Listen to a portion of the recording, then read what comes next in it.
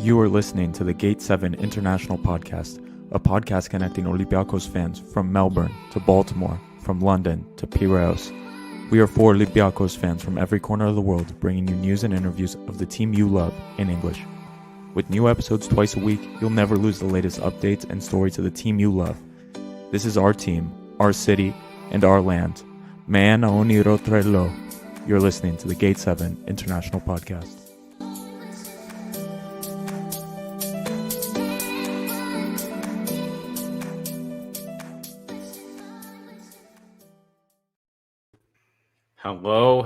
Hello.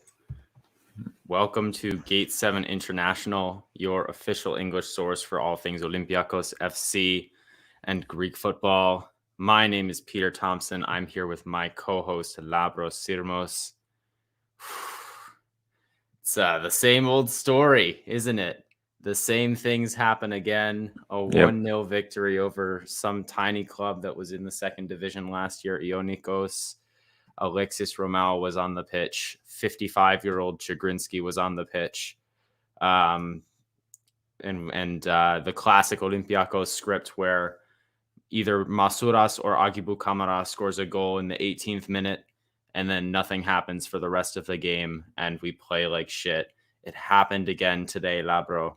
You made your feelings well known on Thursday, and spoke with passion that is lacking in the club now.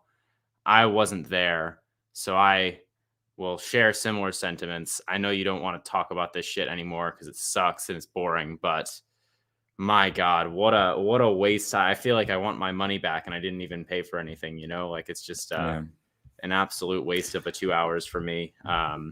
This team is so horrific to watch. It's the same things every time. Really frustrating stuff today. Yeah, I'm with you. If people didn't watch our post game and with Frankfurt to listen on the podcast, it was an emotional podcast. It was ups and downs, very argumentative. But tonight, it's just more disappointing than anything. It's not even a loss, and it's so disappointing. It's just this team just has no heart. Is that Absolutely the right way to say it? Like, there's just no fight. There's no will. There's no one I'm saying, like, they're going to do it for us. It's like, I don't know. This team's, like I said on Thursday night, this team is sick. And I think, I don't know I'm not going to act like an armchair coach or whatever and say this needs to change, this needs to go, this needs to happen. That's Adi. He can do that with the statistics. Like I said, I'm one of those bigger picture people, and the tactics are important at certain times, but the team and the team camaraderie is another thing. And for me, how about the B team though, Lambro? The B team played very well on PAOK. Yeah, actually, when was the last time Olympiacos scored 3 goals against someone in the league? Have we scored 3 goals this year? Olympiacos B scored 3 goals on Saturday. Maybe against Apollona in the second game of the season, who was traveling. Was that it? Or the B team playing with some heart. Love to see it. But B team was playing with so much heart. They were running and they were pushing. I'm looking now. Who we scored against Fener, of course, and Apollona. That's it. And Bratislava. So.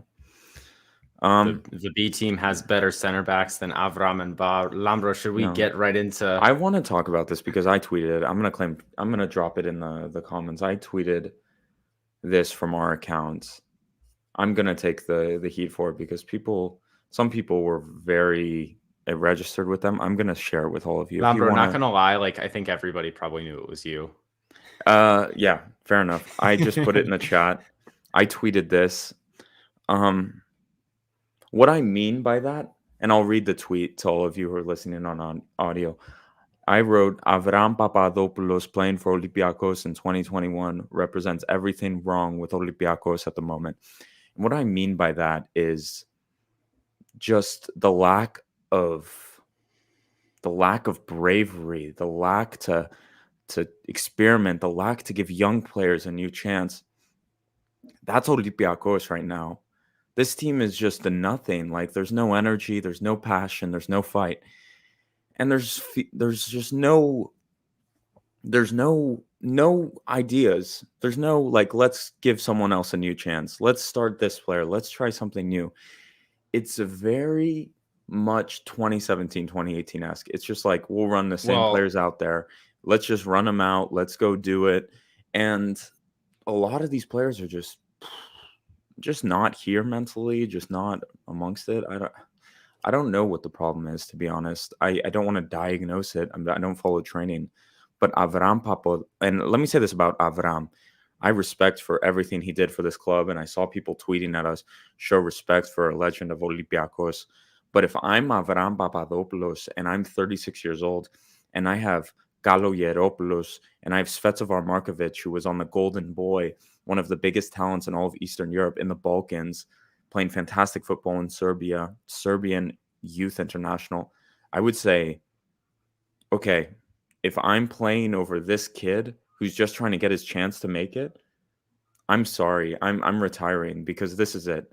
I came to help, but I'm not here to block the way. And I mean no disrespect to the guy, to Avram. He's been a great player for Olympiacos. He played fine today, but that's not the problem. It doesn't matter how well he played. The point is, what does Olympiacos get from playing Avram Papadopoulos? Yeah, I don't know. I don't know. I don't know, guys. well, Lambro, Kalispera Redstone. Τι γίνεται, ρε φίλε? And yeah, I don't know. It's I love Olympiacos. I said this on Thursday. I love Olympiacos. I've never missed Olympiacos matches. Mostly football, most of basketball games I watch as well. I even watch some of the amateur sports, but it is so hard for me to watch this Olympiacos football team. Like, and it reminds me of 2017, 2018. The results may be fine, but like there's just I feel like I'm doing them a favor by watching, and they're just. And I said this on Thursday as well. I'm sorry, this is like a really long monologue, but I said it on Thursday as well. When we were in Frankfurt and we traveled all of this distance, and Popsy Say and Socrates were the only players who came to clap for us. Some of them looked over, gave a small clap, and were gone. Like, I don't know. That like hurt me so bad as well because I don't know. We traveled so hard. We walked through the rain and we went through so many difficulties, and they showed no fight, and they're still not showing any fight. And it's just you could hear it in Kariskaki tonight as well. the fans were, yeah. Labro, you brought up like 2017, 2018 comparisons, and like for me at this point, I want a 2018 level getting players out of the club this next summer. Like I didn't get to say this, and I know like we sort of said like, oh, like, you know, Ba has to go, Lala has to go. Like I can maybe count on my hands, maybe just even my one hand, the number of players in Olympiacos right now that are like playing for the first team that I want to see in the team next year. And I know this is, you know, things you guys talked about on Thursday, but like Ba, I'm sorry, your head has gotten too big. You have to go find a new team. How has this happened again? Usainu Ba watching the game with headphones in.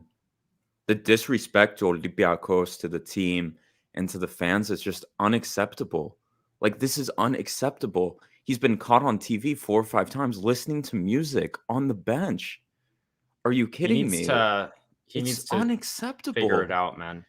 It's unacceptable. And the disrespect, again, like I said earlier, to the fans, it's unreal. I think Usainu Ba should be cut. I don't think what we did to Semedo this summer should happen to Ba. I don't think he should be around the team. I don't know. When I see someone listening to music on the bench, I can't believe it. Have you ever seen it? I've never. It's a nice Maybe comment. he was listening to Gate 7 International, Labro. Andreas is right. Sorry, Andreas is right. But he has done it on the bench as well, Andreas. Bob was not on the bench tonight. He was in the stands. That's what I mean. Even just being in the stands, guys. I've been to the Kariskaki and I've sat next to where the players sit. They sit in the VIP section right above the bench. they usually sit together. There's no music on. They may talk with each other. And they go down into the tunnel for halftime at the end of the game, but they sit there and they watch the The least you game. can do is watch the damn game. And he was look sitting next to some entertained, like, woman and speaking support with your the woman, listening to music. I don't know. I don't want to get stuck up on this, but it kind of shows the mentality of the team that it's just gone down, and it's like a snowball effect, and nobody cares because the team is bad, and because nobody cares, the team gets even worse. I think Madi Camara, respect to what he's done for our club. He's been an incredible player to watch, and he deserved to have moved this summer. I sympathize with him, but the facts are the facts. The guy has been bang average at best in Greece this year. He's not the player that we used to have. He needs to go. Semedo needs to go. And honestly, Lambro, hot take. I don't know if you said this on Thursday. This is my take. Jan Villa, Socrates, they don't deserve this. I hope they find a new club as well this summer, because next year it's going to be hard. We're going to have a new manager, and we might not even win the league. And Europe is going to be a shit show. I hope those players don't have to sit through this. I hope it's a full reset, and only the younger players that might have a future for the club are retained. Honestly, I can see everyone else go, even the players that I love. I don't think they need to go through this next year when we are in a rebuilding structure. Martins will be gone. Who knows what kind of manager we have? Who knows what the team will be? I even think players like Mvila do not deserve to have to go through that. And I think they should probably be moved on next summer as well. It's going to be like 2018 again. That's the way I see it. More than just the bad players like Ba and Lala going away. I think pretty much every veteran, maybe Bouchalakis will stay because he's the captain. Maybe Valbuena will stay one more year because he wants to just retire with us. Maybe the young players stay. But aside from that, this summer is going to be a lot of changes. It's going to be like 2018 with 20 plus players out, 20 new players in. We're going to have a completely different squad and a completely new manager. And this is just sort of the beginning of the end of the Martins era for me. Maybe it's a bit reactionary, but that's the way I see things at the moment. Yeah, and Costa just made it in, but I want to say something else. It's difficult because it's not a train wreck. It's a slow-moving train wreck. Does that make sense? Like, everyone can see it happening. The results, the shitty play against Ionikos, against Atromitos, against these teams. We all know what's going. And I'm going to say something. We deserve better from our media in Greece. We deserve so much better after that Thursday night and blaming the refs. I saw the tackle on Oleg. But can we talk about the football that's played? Labro, I'm so glad you said this. Did you bring this up on Thursday? Because I actually had a rant planned about this. But Friday morning was just difficult. Go ahead, Peter.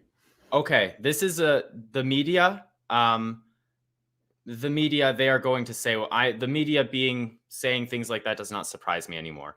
The media do not get paid to report facts. They get paid to report things that get clicks and get people to listen. They get paid. That's their job. Okay, do not take the media seriously. But I want to address the fans of Olympiacos. If you watched that game yesterday and your reaction was, oh, the refs screwed us over, I don't know what you watched. I don't give a fuck that it was a red card. It was probably. I don't care. It was for sure a red card. I don't want to hear any fans, UEFA Mafia, they have it out for us. No, we were awful. We were the worst team. We deserved to lose. Just want to make that clear, okay?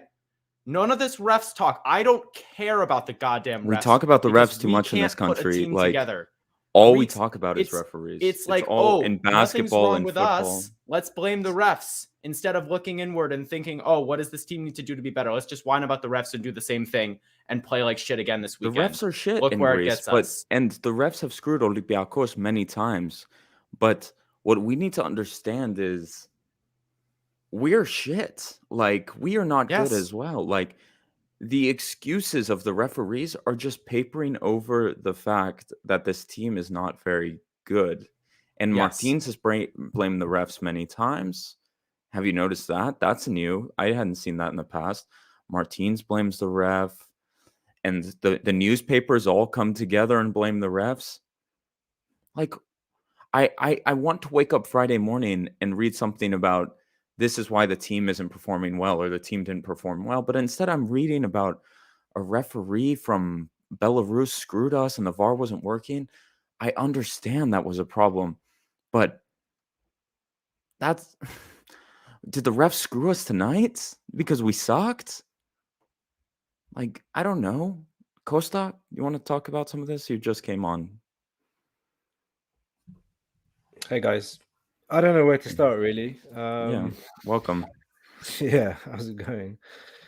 Yeah, it was a pretty drab 90 minutes, but then again, I think you guys said it already. A lot of it we talked about on Thursday. So I'm not quite saying everybody that's listening, leave us now and go and listen to the episode from Thursday. But actually, if you do get a chance, listen to the episode from Thursday. It was a long one, but we talked about structural things, because a lot of the things we're talking about tonight as well, I hear you guys talking about chopping and changing, and we need to get rid of this player and get rid of that player, and that player shouldn't be here, and that player doesn't deserve to be here because he's good and he deserves something better. I feel like that discussion early in November is a bit premature. The fact of the matter is, and going back to what we said on Thursday, we're coming to the natural end of the Martins era. It's the first time we've had a manager like this for more than 3 seasons. Let's not forget, something we haven't dealt with. And actually, the question for me is, who's making the decisions about next year's team? Because I'm hearing things like El Arabi is going to renew his contract, and El Arabi is one of the greatest strikers in the modern era to come and play for this club. He's now historically number 1 goal scorer for Olympiacos in European competition. And no disrespect, but should he be in the team next year? And whose decision is that? Is it the board's? Is it Martins, who's not going to be here? Is it the next manager? Is it Karimbo? Is it Modesto? Who makes the decisions at the club? That's something that's going through my mind right now in terms of what are we doing and what are we building for next year. And I said it on Thursday. Sorry, I keep going back to it. I said it on Thursday. I'll say it again. I hope that the club is already thinking about, the rebuild and looking to identify a manager for next year, because that's going to be the biggest choice this board has ever made, is going to be their pick for coach next year. So this season for me is, I'm resigned to a drab season, to be honest. Just performances like what we saw today. Maybe it might get a little bit better after January, after they've had some time for a little. Sorry, even that's difficult to judge, guys. There's a African Cup of Nations. Yeah, I was coming going to up. say our entire team is going to Africa in January. And Yeah, can but I now do the, Ruben Semedo's coming back. So is Ruben Semedo's coming back. Is Ruben Semedo going to be playing? That was the big season? news. Did you see the tweet from Yep. Costis? Like, yeah, things aren't good. It's not things gonna aren't fix good. anything. It's just, And since we always talk about this is the show of the fans, we have a lot of comments tonight. Is it okay if I just read a lot of them? go for it. Is that okay? Guys, this is your voice, so I'm going to read some of this. Going back, Aguilar said, at least replace them with passionate and worthy players and not players 35 plus. Dimitri says, sure, but where is Martins all these times? It's not Ball's fault only. It's 100% Martins and the president's fault. We've been playing without fullbacks 2 years in a row now. And then you have Iris P, who says what I said. The train hasn't crashed, but it's slowly falling apart. We have Chris saying, why is nobody talking about Markovic? That's what we've been talking about. He could really help, but instead our eyes hurt with Ba. We have Kostas commenting in Greek, and I guess I'll do a quick translation for our English listeners. Thank you, Kostas, for commenting. I don't like what I see. I'm gate 7. There have happened some mistakes, okay, but Martins has to see the way we're playing, basically. And here's Olympiacos. That translation is botched. I'm sorry. I'm terrible translating. And then John comments here, Markovic must be fuming seeing Avram on the field. I would be too.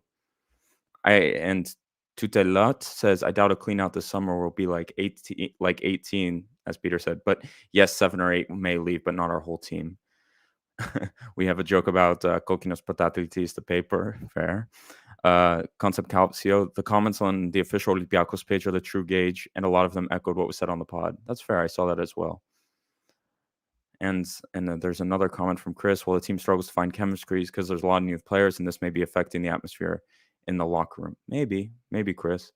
Dimitri says, why are we not seeing Rusai, Markovic, and the rest of the team? I think it's time for changes. I think a lot of people said that. El Arabi next year should be a golden substitute with experience. Yeah, maybe so, guys. Chris again says, the rebuilding is already happening. It's on the way. There you go. And Fetano says, at least Semedo brings something in the locker room. That's true. And finally, Agalo said, the first step for our team is being made with the B team. Hopefully this will show the value of youth and no need for replacements. Great comments, everyone. Thank you for being active. And I'll let my co-host basically jump from what they saw and what they read from you guys. Costa, go ahead. I want to pick up straight from that last comment from Aguilos because I watched the B team game yesterday. And it was a sight for sore eyes. Like the players fighting for every ball, going after the second balls, playing with intensity, playing with passion, playing with heart, playing for the shirt. And you remember 2019 season? The 2019 season is I think it was the season where we had to qualify from the second round as a second place team, going away to Victoria Plitzen, then playing who was it? Was it Krasnodar straight after? We played Krasnodar and then Başakşehir and then Krasnodar. Do you remember the atmosphere in every home game that we played? We were playing football. The fans were going to the to Gate 7 after the games, and they were all huddling up together, and they were jumping up and down and singing and engaging with the crowd. That's all gone, and that's something that I saw yesterday with the B team. It's like when they equalized, it was like they scored in a cup final against PAOK, and they were winning the biggest trophy of their lives. Like they were out of their skin playing, and then at the end of the game, like going to the fans and doing that, like dancing with them and engaging, and you just don't feel that same passion anymore in the first team. And I said it to you guys privately, I'm gonna have more fun. Like I feel like I'm gonna have more fun watching our B team this year. Me too. And I said it, I know we don't talk a lot of basketball on this show, but the basketball team this year, guys, it's great to watch. We definitely can talk about basketball, Costa. It's great to watch. Like, yeah, I think we should be changing the podcast model to more basketball. No, but you know what I mean? Like, I'm making the point, like, just the passion's not there, and like, I don't want to go around in circles, man. Like, the team does need a refresh. A lot of things didn't happen that should have happened, and COVID played a part. We said it before. If COVID hadn't happened, Madi Camara probably would have been sold after the Wolves game. The football market economy would be different. We made some bad choices along the way. We probably should have got rid of Semedo at a premium price last year. And now coming to that topic, what do we expect to get now from Semedo coming back to training? Is he actually going to play? Is he coming back so that we can get rid of him in January so that he can get some match fitness? Porto and Benfica are apparently, lurking around the corner to make a bid of 4 or 5 million. That's basically recouping what we paid for him. So you can forget profit unless can we really convince Ruben Semedo to stay on another 6 months and play for a manager that's not really all there anymore, and who's leaving at the end of the season? It's weird, man. And last thing about the B team, guys, what's the guy's name? Bakalianis, the centre back that played next to Kalogeropoulos. He really impressed me. I don't know how old he is, but he played for Aris last season. He was playing Super League last season, and I seen him play for the first time, like 90 minutes, watched the player. But my gosh, hot take, he has everything that Manolas had when he was raw, like when he was raw talent, when he was moving from regional football to go and play for AEK. Like he has pace, he has strength, and he's not afraid. And I'm just thinking, like, when is this kid gonna play for the first Is team? he better than Avram Papadopoulos right now, though? I'm not going to get into that discussion because I want another. I'm old. Can I make another comment? I'm older than you guys, and I've actually seen Avram, and I've seen Avram play. I've made the comment, but it's just no. But I'm not even comparing to an Avram because Avram's going to retire at the end of the year. But what I'm telling you, Costa, is if you love Olympiacos like Avram Papadopoulos does, you raise your hand and you say, I would apologize. I would apologize because you are blocking the way of younger players and you are blocking the growth of the team. You were not brought in. That's it. 1 minute. I would apologize if I was him. If you're Avram and the guy and the team, you know, the directors of the team, whoever's running the team says, "I want you in the team next year, and I'm going to pay you, or I'm going to give you souvlaki every night to stay on until the end of the season." You're going to say no, are you?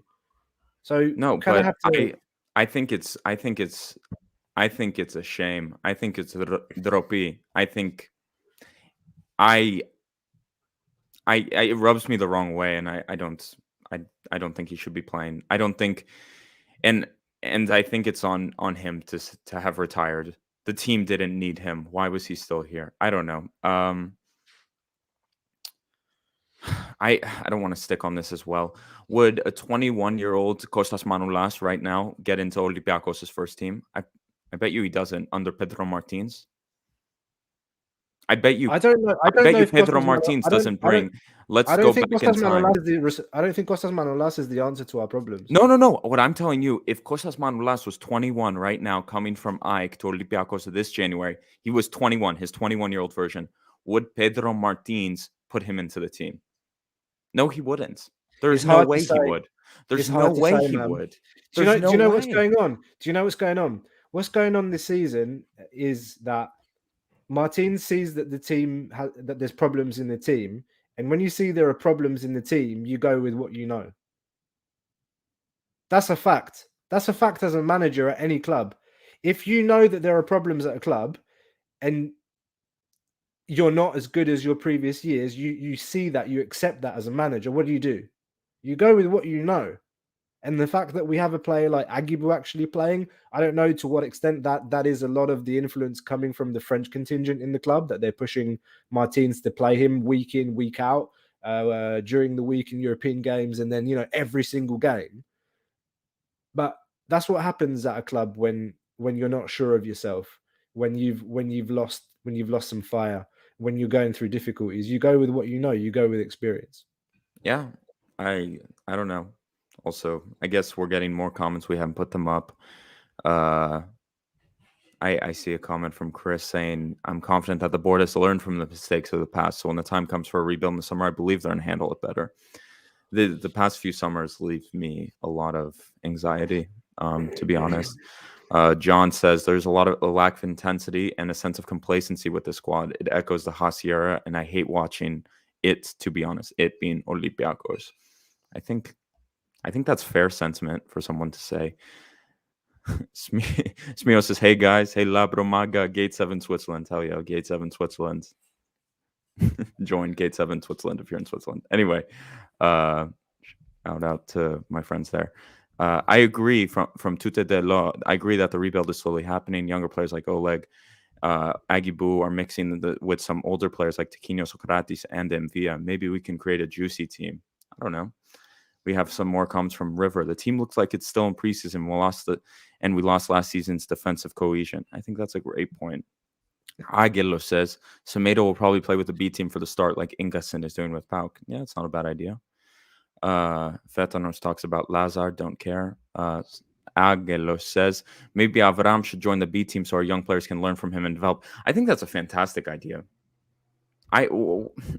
Avram playing next to some of the younger guys. He still plays football. He plays for Olympiacos. He plays second division level football. It's not bad. We have Andreas Avram has a career too, and he's in the team. What should he do? Say no to play?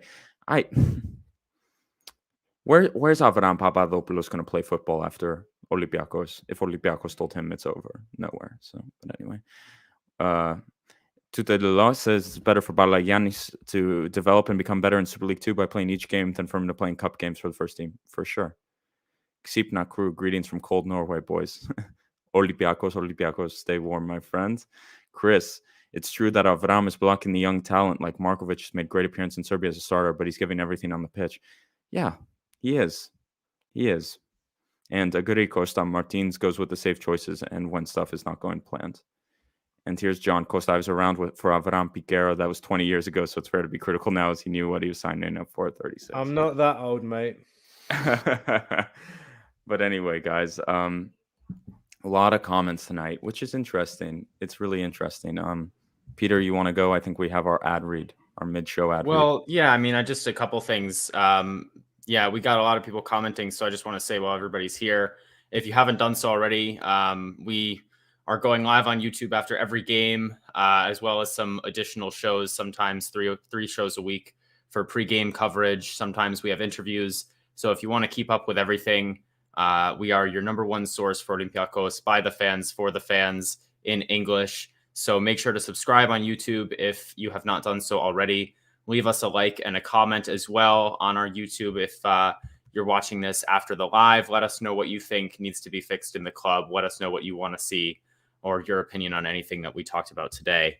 It really helps. Every single subscription helps. And this way we can grow our network, make our voice a bit bigger, and connect even more with the fan base here at Olympiacos. But I also do have my ad read today. It's really the only thing that's keeping me above water mental health wise, because I'm just so very excited to talk about this. The game was horrible, and we had a little bit of break time between the game and recording the show. And well, I got to try out my new Manscaped Lawnmower 4, and it is right here. Listen to that bad boy. It is an absolute beast. Like, look how sleek and tiny it is. Absolute precision. I'll tell you what, folks, I've never had a shaving experience like this in my life, and I've used trimmers, razors, anything that you could think of. This is the real deal, folks. Hot off the press. I'm one of the first people on planet Earth to try the new Manscaped Lawnmower 4.0. I wish I could demonstrate, how it works, right? But unfortunately, this bad boy is being saved for the private parts. If you're using a razor for your face and for below the belt, the same razor, I mean, everyone's entitled to their own opinion, but I would take some issue with that. So I have got this one. It's just for the very special parts of my body and nothing else. And I think you should all do the same as well. There's nothing else that I would trust with that part of my body more than the Lawnmower 4.0, folks. So for all of our male listeners out there, this is the way to go. Manscaped.com. You can get your own, as well as tons and tons of other great products to keep yourself fresh, clean, and trim down there. Additionally, because they are supporting us, we have a discount code for you. That's right, folks. You can get 20% off and free shipping on anything you want from manscaped.com just by entering the discount code G7INTL. That's G7INTL. And that gives you 20% off and free shipping on trimmers. There is ball cologne out there, folks. It smells good. Trust me. You can spray some of that down there. There's lotions. There's t-shirts. There's boxers. It's all top shelf stuff, folks. Big name, big brand, and it lives up to the hype. I'll tell you what right now, folks. So go visit manscaped.com. Absolutely go on there and get yourself some wonderful trims, and you will feel fresher down there than you have in your entire life. Manscaped, your balls will thank you. God bless you, Peter. That was beautiful. That was beautiful. Did you know that Everyone- there was such a thing as ball deodorant? Like, No, that's new. That's or new. like ball I'm- toner. Also, so can I point out something really quick? Like, just one last quick thing on the Avram thing. I saw this comment, and I kind of raised my hand up. Avram is not blocking anyone. If Martins wanted to play Markovic, he would.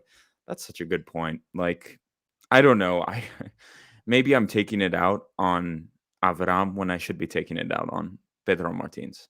And I'm one of those people who, when I feel like I'm wrong, I raise my hands. And maybe I was wrong about going at Avram, but that's it. Henry you're right. Onyekuru needs. I think Henry Onyekuru may be interested in Manscaped. I think because Yeah. he seems very. He may have dyed it pink down there, and he made a mistake. Yeah, he needs to keep it up. He needs to keep it up down there, and he's clearly very obsessed with his physical hygiene. He changes the hair every 2 weeks.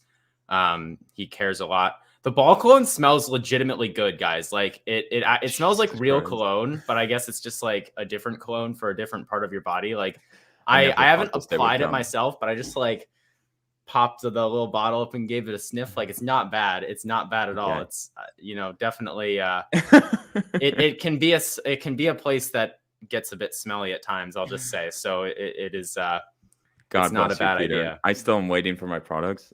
The Swiss government has held it up in customs, and I'm dealing with paperwork from the Swiss government.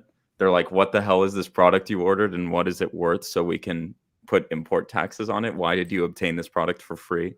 So I've not got to use my products, unfortunately. But anyways, so going into the second half of the episode,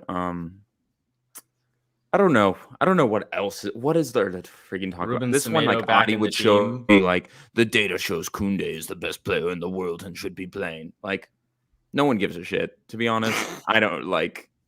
Maybe the data tomorrow will be good, but like, Well, was Costa was mobile. talking about Semedo. Like, what do you guys, Costa Oh, yeah, earlier, that's a good point. you That's were news. asking, you were sort of posing the question of like, what is Semedo going to do when he's back? Because I honestly was quite surprised. I saw the big news and I was like, had no idea what it was going to be. And then I saw like pictures of him back in training with the players, and I was like, oh, I guess that kind of makes sense. Like that's, but and it's interesting because I don't know. Like, obviously, I think Semedo will play. I think he'll rotate in with Cisse and Socrates and provide a bit of extra depth. Maybe they don't want Ba to play anymore, honestly.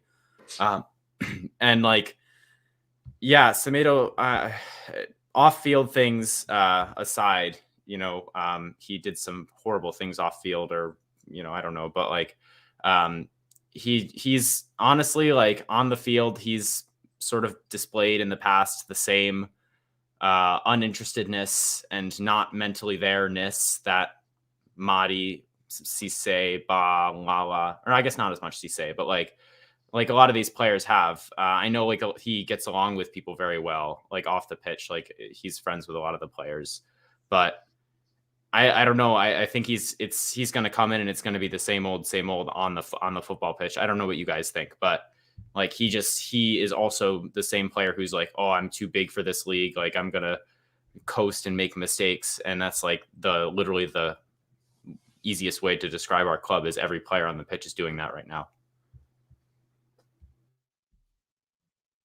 There's quite a few comments that have come in about Semedo actually while we're at it. Liam Kakaradas, one of our bloggers, what's up, Liam? Says, does Semedo get back into the squad straight away to try and boost his value? Aguilar Scoot says Semedo will most likely, bring some good psychology to the team after dealing with these defeats and ugly wins. Fetanos, oh God, I'm dreading reading this. Maybe the jail time did him good. Maybe he'll focus on football now more than he did the first. How long was he in jail for? He wasn't in jail. He was I just didn't like think in he even handcuffs. went to jail. He like was in handcuffs and took to the court. That was it. He didn't go to some type of jail. Also, the thing about Ruben Semedo is, what's the point? Like, what's the point? I think that was what Costa The point said. is to get his market value up, like Yeah, Costa was saying. That's the point. So we like, can I'd make at rather least him a few play pennies over for him. Avram, like. But guys, there is a footballing element here, because when we get into the new year, Cisse's gone from the back. Who else is going to the Copa Africa from the back?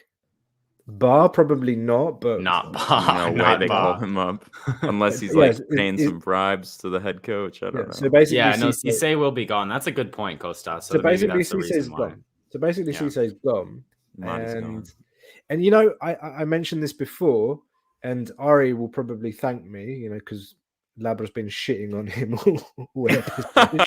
I love Adi as well, guys. I just we're like arch nemesis on the podcast. It's great. We don't have a ball playing centre back to save our lives right now, and we're persisting on this style of play where Vaclik rolls the ball out to our centre backs to start the build up from the back, and we're expecting Socrates to do that. We're expecting Cisse to do it. Cisse can do it to an extent, but sometimes he's very wayward with his passing. Could say the same about Semedo. Sometimes he's overconfident, but he can do it. Like Cisse can take the ball and carry it into the opponent's half and get us started from the back. So from a footballing side, like I think Semedo coming into the team, provided that his head's in the right place and, you know, he has a clear target, whether that's, you know, I'm going to play 6 months, high level, hopefully we're through to the next round of European competition. I mean, we should be, whether it's Europa League or whether it's Conference League. He has the chance to play for 6 months and show something and then, you know, get sold at the end of the season. So hopefully he's seeing it from that perspective, and that is the best case scenario in my mind. Can I bring up something else? Sort of, this is a completely different point. Or if anyone wants to say anything about Semedo, go ahead. But I have like a completely random thing I want to bring up, and then we can wrap up. No, I also want to bring up a comment. Can I do that right before you make that point? Yes. This is really controversial. This is really, really controversial. And this is from a commenter I've not seen before. So interesting. Dignus Akritas says, it's simple. Martins will not play the scouting department choices. Christensen, Markovic, Yanis Masouras, etc. It's time for him to go. You know what? This isn't talked about a lot. The scouting department versus the agent transfer department at Olympiacos. And we don't need to talk about this, but it's something. So I thought I would show it. We're showing all the comments tonight, so Lambro who do you always, think are Lambro who do you saw think the agent Christensen. signings are? Who do you think Lambro's the agent favorite player signings? on the team, Christensen. But who do they think the agent signings are? We know who they are. Let's just leave it at that. Peter, go ahead. Oh yeah, completely different random topic. Like one of y'all mentioned Europa Conference League, and we're going to be playing Europa Conference League. Maybe like, I know it's just like a UEFA money grab to like have more games, but like, can we like abolish the Europa Conference League? I actually think it's like the dumbest thing of all time, and I like honestly don't even like want to play in this competition. Like maybe it's just because it's new and like I'm not used to it, but like why do we have it? Like it's just going to be like the 7th place team in England winning every year anyway. It's not, it was supposed to be something for like smaller clubs to get an opportunity, but really like Tottenham with like millions of dollars and like Roma with millions of dollars are like in this tournament, and like one of those like pretty big clubs are going to win. I just like, it's like, and if you win a trophy, it's like a Mickey Mouse like 3rd best trophy in all of Europe. Like it's not really moving the needle for me personally. I understand it helps other Greek teams in the coefficient potentially more, like, you know, maybe PAOK and Ike and teams like that can pick up some wins. But like, I just don't, why is this here? Like, I don't really need it here. I see your hand, Costa, go ahead. Thank you. I raised this point on Thursday night after the game, and basically what I said was, are we a conference team? Or actually, no, let me put it another way. Our league is conference level. And some people came at me in the chat saying, no, what are you saying? We're a Champions League team. There is a difference between what we want to be and where this club deserves to be naturally, given our history, our fan base. But it's a completely different matter when you look at our league and where we deserve to be, the level of football, the level of organization. So to your point, what's the point in the Conference League? This question was raised on the radio on Friday on every single show that was talking about Olympiacos post-match on Friday, everyone asked the same question. What does Olympiacos do? Does Olympiacos want to play in the Europa League? Do they want to finish third and play finish second and play a third place Champions League team? Or would it be better if they go down to the Europa League conference and play there? So I don't know, man. Like, yes, we are a Champions League team, but could you see us in the Champions League this year? No, not a chance. No. Well, and like, first of all, Fetanos has done it again with a good comment that made me laugh. They made it just to prove that no matter how bad the competition, PAOK still can't do it in Europe. Always good to bash PAOK a little bit, but yeah, I mean, the thing that it does for me, it's like we always say Olympiacos, we want to win European trophies, like that's like our pinnacle. We want to be there. That's our goal. We want to become the biggest club in the world. And obviously it's one thing to say like, okay, Champions League, you have like $1 billion owners from like, oil money and all this stuff that just like take over, and we can say you never have a chance. And like Europa League is like a good level, and you have to play against some very good teams to win the Europa League. I think would be really fun. But like, what's the point? Like, let's basketball, water polo. Like, we actually win real European trophies. Like, we are the best team in Europe. That's like a real European trophy.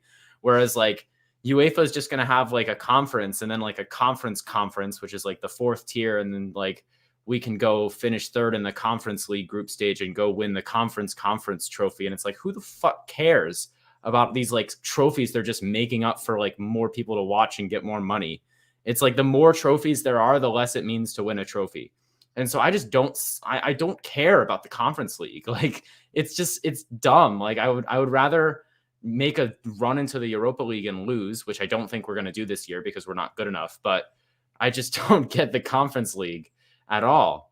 It doesn't make any sense. Even the way it is structured now, you have some very big clubs with very big transfer budgets playing in that tournament, and will be even more with the third place Europa League teams trickling down potentially as well.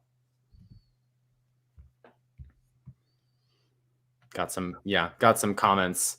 Tout de la Tout says Roma just lost 6-1 to a random team from Norway. I like the competition. Jose Mourinho. You can tell I also don't follow the Conference League. So, I mean, yeah, Mickey Mouse competition. I don't even care to look at the box scores. Shout out my guy, Tammy Abraham, though, for Roma. Paschalis Nitsios. Hello, guys from Thessaloniki. Hello. I would read that, but it would take like a few minutes, and I would embarrass myself. Milos, Thriskia, και στη Μακεδονία. Γεια σου, There you Paschalis. go. Well, thank you, Costa. And then Agielos says next year the Conference League final will be Olympiacos versus Barcelona, the fight of teams that need rebuilding. Xavi coming in. So, it's interesting to think that Barcelona's new manager, like he was just working with Guilherme, and now he's the manager of Barcelona. Interesting little fun fact. Anyway, folks, that's about all we have. Do you guys want to do man of the match? Like, fucking hell, these games blend together. I can just say, like, I don't know, maybe Agibu Kamara, man of the match. He had, especially in the first half, he had some good moments. But, God, I swear, Agibu Kamara, he's like a right-footed Messi in the first half, and then, like, Lazar in the second half. It's, like, so black and white. Like, he just can't play 90 minutes of good football. But he was involved in the first goal. Gary Rodriguez also saw some things that I liked. I hope he isn't out for too long. Hopefully this isn't a sort of something we have to be concerned with. And then also, can I say something, Peter? Real quick, I'm going to cut you off. Yeah. I just saw a comment from like George from Ed Last Footy on our Twitter and like a few others talking about like, what did Avram do wrong? Blah, blah, blah. It's so simple. Like, if you understand football, it's like this. There's young players. Didn't you already say like you were wrong? Hold on. I just have one thing. But like, why is it so wrong that Avram is playing? He played great. He made great tackles. So in football, when you're on Olympiakos' level, you have young players who show potential and can sell for a lot of money. And then you have players like Avram who are 36 years old and are going to retire in a few months and are not worth any potential. Them playing does nothing. You can't sell them. They're just there. So Avram playing minimizes the potential of selling Svetozar Markovic for a lot of money and him becoming a star. Is that so difficult? Like, I don't know. Like, do people? I thought it was obvious. Like, it really blows my mind. Like, Avram can play like Sergio Ramos. My point is he's blocking the way of youngsters. I just saw it on Twitter and I'm just like, who gives a shit if he played good for 30 minutes? Like, he's going to get injured within 15 minutes like he's done every other time he's played if he plays again. So I'm sorry to go back to that, but I just read it on Twitter. Be respectful to Avram. No, but I just read it on Twitter and it's like, is that so difficult to comprehend? Like, I don't know. Maybe I'm not explaining it in the right way. Like, do I need to? Well, like, I understand what you mean, Lambro. It's I don't understand know. what It's you just mean, like but some it's people- There's not enough yeah. characters on Twitter to be able to like explain that properly. No, but it's just like simple football management and again, it's not Avram's fault. I know, but like people, I'm just trying to explain why it's worth it to play Markovic instead of Avram. Like, I don't know. I'm Don't just cry, stuck on Lambro. it because Don't I cry. just want to see Svetozar Markovic play so bad. Like, he was fantastic in the qualifiers, and this kid is good. This kid is really good, and he would tear up the league, and he's just not. I don't know. I'm not in training either, but just He's shit in the air, by the way. He's not good in the air, but who cares? Yeah, he's not good in the air. I don't care. I'll do Is my Ba Adi great in the air? impression. Ba's the best player in the air. The aerial duels, you nerd. Markovic. Anyway, I don't know. Sometimes it's like, why do I even try? Because it's just like so difficult to get through to people's head. But anyway. Well, guys, it's the B team. That's what we have to pay attention to. Like Aguilos says, let's all get Souvlaki and watch our beloved B team and actually watch football. Folks, no, on a serious note, folks, like, especially like if you're in Greece, whether you're in Greece or not, like, the B team needs our support too, okay? And these games are entertaining. You get to watch players who actually love football and love Olympiacos and go out and play for the badge and play for the fans. This is the future of our club. Show some support to the B team, folks, especially if you're in Greece and can go to games or whatever the case may be. I don't know, like, I'm sure the games are much cheaper to attend as well. Maybe Lambro and Costa would know more about that. But like, show the B team some support, folks. They're going to be competitive. It's really exciting. It's one of the few things that I think EPO has done correctly, allowing some of the clubs to have B teams competing in this competition. If only they had gotten it to start on time, but that's another discussion. Don't ask too many things. But anyway, like, guys, the B team is going on. They're finally playing. It's very exciting. They beat PAOK yesterday. Support the B team. I'm being serious. It's good football and it's the future of our club. Do we have anything else? Costa, Lambro, do you want to give a man of the match, or is it just hard to pick one even today? I'm going to give a random one. I'm going to give man of the match to Vaclik for that. I was going to say the same thing every time in these shit games. It's like, it's the Sa man of the match. Jose Sa racked up man of the match in like the playoffs, like when no one cared. That save in the 4th minute would have been a completely different game. I was listening to the radio and they had the fucking PAOK game on and I didn't listen. Anyway. Well, there we go. Folks, that's about all we've got for today. Thank you all very much for listening, especially if you've made it this far. As we said already, we don't mean to nag, but if you haven't done so already, click that subscribe button for us so you do not miss our next live streams. Make sure to turn on the notifications as well. We go live after pretty much every game, even these boring shit ones that literally it's impossible to talk about. And we want to hear what you have to say about our club. We are all Olympiacos fans together, and we want you to have your voice heard on the show. We want to be able to interact with you, and that only becomes possible if you spread the love and share with everybody, and that helps. Subscribing helps that out a lot. Labro. One last thing, everyone. Team is playing like shit, not showing any heart. The fans have been so fantastic this season. As Aguilos said, vamos Olympiakara. Let's stay behind the team. And like Peter said, behind the freaking B team too. Let's go win the second league, Super Division 2, whatever the hell it's called, Super League 2. I don't know. Let's just get behind the team. Tickets are $10. They play in Galicia, I guess. So El Paso Stadium. Just one game. That was just one game. Anyway, yeah. I like that stadium. But let's get behind the team. Let's go for it. International break. Hopefully they try some things out and figure it out. And we'll come back and we'll do something. And don't forget, folks, manscaped.com. I'm going to say it one last time. You get 20% off. That's a lot. And free shipping. G7INTL discount code. Get whatever you want. And we would like to thank Manscaped as well for supporting us. Write that down. Write that discount code down before I minimize the little message so you can go home and get yourself a lawnmower. Thank you, everybody. Again, we'll be back soon. International break is coming up. Wonderful. JVS FC is on the way. We've got some coverage planned for those 2 games. Costa is excited. But either way, we're going to be there. Keep supporting Olympiacos, everyone. Every sport, every game, B team, A team, whatever it is. We will always be with Olympiacos, and we will always be with you, the fans. Thanks, everybody. Have a great rest of your weekend, and we will see you very soon.